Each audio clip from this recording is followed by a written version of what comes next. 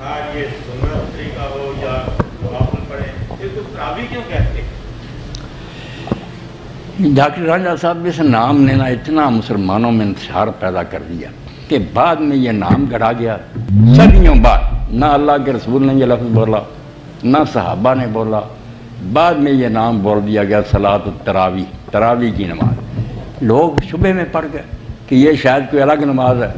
آپ حضرات بالکل یقین جانیں، اللہ گواہ ہے کہ دنیا جہان میں دفتر حدیث میں ایک لفظ نہیں کہ رسول اللہ نے رمضان شریف میں کوئی نئی نماز پڑھی، کوئی نئی نماز نہیں پڑھی، ایک رکعت نہیں پڑھی۔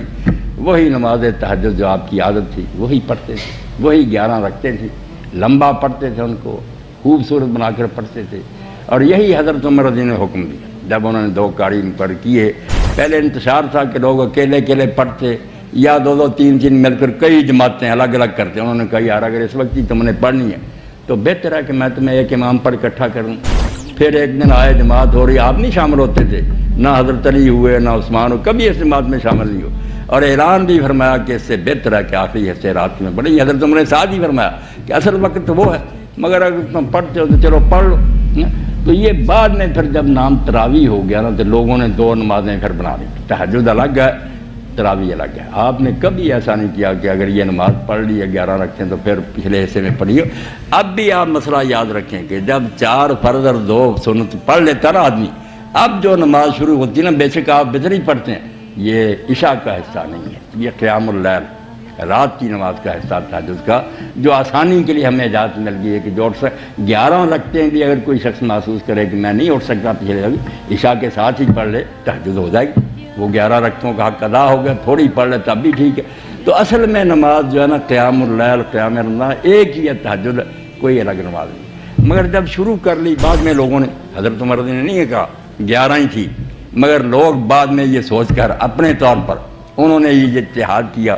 کہ 100 آیت ایک رکعت میں 100 آیت قاری پڑھتا تھا، اور ٹھہر کر غور و فکر کے ساتھ لوگ لاٹھیاں لے کر کھڑے ہوتے تھے۔ انہوں نے کہا نفل ہیں، تعداد رکعتوں کی بڑھا دو، آیتیں گھٹا دو، رکوع سجدے جلدی ہو جائیں، خون اتر آتا ہے۔ پھر بڑھنے شروع ہو گئے، 16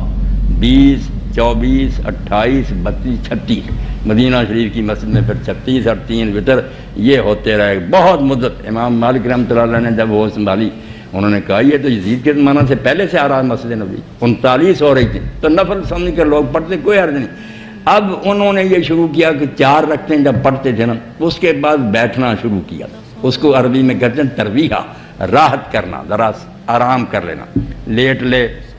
ذرا سستا لے، ترویحہ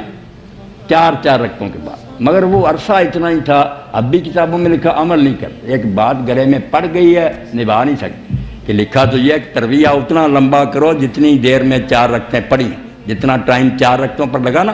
اتنی دیر بیٹھو، نفل پڑھو، بیٹھے رہو، لیٹ جاؤ، نیا وضو کر لو، راحت کرو۔ مگر انہوں نے دیکھا اس طرح ٹائم بہت، اب اتنا ہی ہے، سبحان ذی الملک والملکوت، بس یہ پڑھتے ہیں، اپنی طرف سے جعلی ایک تسبیح بنائیے، کہیں اللہ کے رسول نے نہیں بنایا، وہ پڑھ کر نہ پھر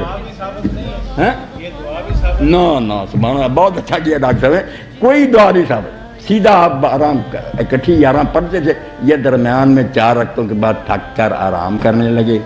اس کا نام ترویحہ رکھ لیا، اور پھر اس نماز کا نام ہو گیا صلاۃ التراویح۔ وہ نماز ہے جس میں ترویحیں آتے ہیں، وقفے وقفے نا، تھوڑا تھوڑا آتا ہے آرام کرنا۔ تو یہ اللہ نے نام نہیں رکھا، رسول نے نہیں رکھا، کسی صحابی نے نہیں رکھا، وہاں ایک ہی نام ہے قیام اللیل، کہ رات کے وقت اٹھ کر اللہ کو یاد کرو۔